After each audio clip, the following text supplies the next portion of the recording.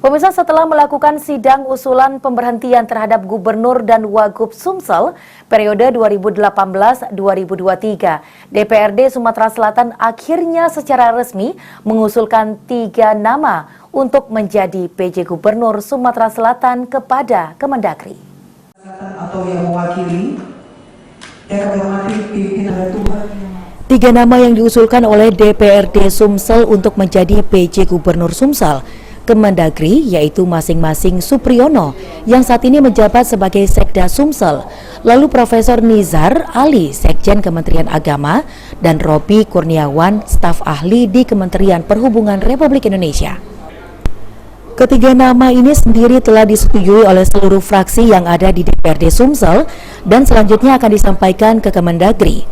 Berikut dengan surat pemberhentian Gubernur dan Wagub Sumsel yang telah ditandatangani oleh Herman Deru dan pasangannya Mawardi Yahya pada sidang paripurna lalu.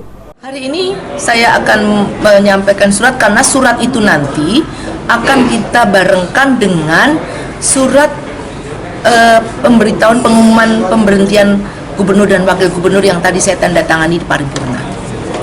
Karena untuk pengusulan PJ ini sebetulnya kami Ketua Komisi 1 DPRD Sumsel yang berasal dari fraksi PKB mengungkapkan jika 3 nama yang diusulkan telah sesuai dengan pas untuk menduduki jabatan sebagai PJ Gubernur Sumsel.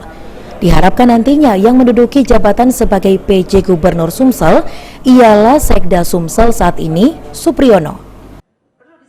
Ya sudah sesuai, sudah menurut aku sudah pas untuk itu, tinggal kita berharap yang lebih kita tonjolkan kepada Pak Sekda gitu. Sekda ya, kita berharap Sekda. Selain DPRD, nantinya Kemendagri juga akan mengusulkan 3 nama sebagai PJ Gubernur, sehingga nama-nama tersebut nantinya akan diputuskan oleh Presiden Republik Indonesia Joko Widodo untuk dilantik. Firman Hidayat, PAL TV.